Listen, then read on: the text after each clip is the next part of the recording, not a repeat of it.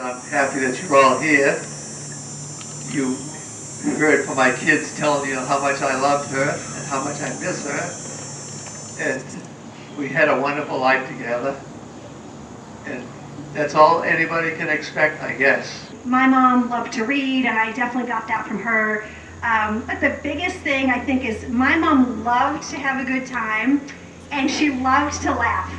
And she had a really, really big, excellent, full-body laugh. And I think those of you who know me know I got that as well. Taking care of me when I'm homesick from school. Camping as a family in the tent trailer in the rain. I don't think she ever got used to that. In '74, we had an amazing cross-country trip with that same tent trailer for 6 weeks. It was amazing. I still remember so many those national parks and what we did there, and the tornado that we experienced in Minnesota. We're all on the floor crying our eyes out. It was crazy. Remember that, Dad?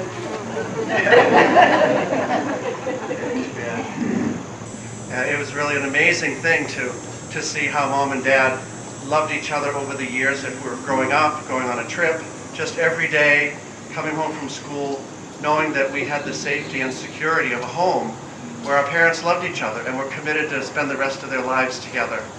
And that really made our growing up on Dufton Court really special. We were surrounded by friends our own age, the Lynches on one side, the Cromptons on the other side, the Mascolas behind us, and the Crittendens behind them. We all got along, we were all friends, we all hung out. It was really great. And then the Long cousins moved upstairs, and so there's more people our own age. And my mom and I were so different in so many ways, and I think I was not the easiest child for her to figure out a lot of times, but I think about the things that we had in common, and I think about the traits that I got from her, either through nature or nurture. And a couple of them are, probably everybody here has been to 16 Dufton Court at some point, right? And I think she always made people feel welcome. There was always too much food. There was always room at the table. And if things got late, there was always the place to sleep. It's not a big house, but wow, we could pack them in. The most recent memory that I like to share, though, it's really neat. I could say about 10 years ago, I started taking my mom and dad to the high school basketball games, and we had a blast. They had a lot of fun. They caught up with a lot of relatives and friends, and it was such a great time. And I'll miss taking Mom, but once COVID is over and it's safe, Dad and I will definitely be catching some games. I had a conversation with my parents, and I said, I'm curious. Do you have any regrets in your lives? And they both paused and said, no. And my mom almost acted like it was a ridiculous question, because she looked at me, and I know she's thinking, I married my high school sweetheart. I have 3 healthy, happy kids with full families of their own. I don't have any financial worries. I am surrounded by people who love me. What could I possibly regret? And that was very powerful for me, really, really powerful for me. it really was a wonderful time to grow up and to have parents that cared for each other.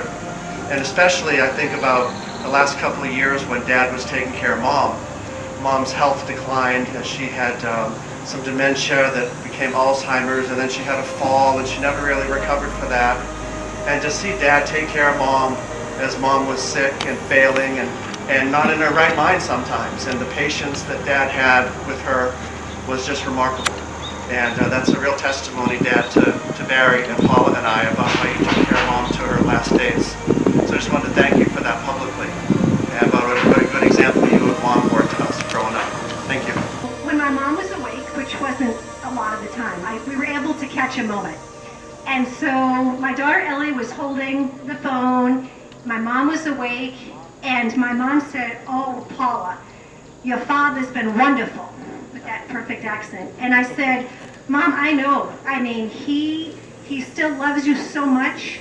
I see him, he loves to hold your hand and stroke your hair and kiss you on the cheek. And she paused and said, "And more!" So I think that story really summarizes my mom, who was, as Kayla would say, sweet and salty, and that her relationship with my dad was so strong and so powerful and such a beautiful example for all of us. Mom cherished her family and friends immensely. She truly loved staying in touch with her many friends and relatives. Knowing that Mom is no longer suffering in a better place helps me somewhat to accept that she's no longer with us. I miss her greatly, and her passing has left an enormous void in my life.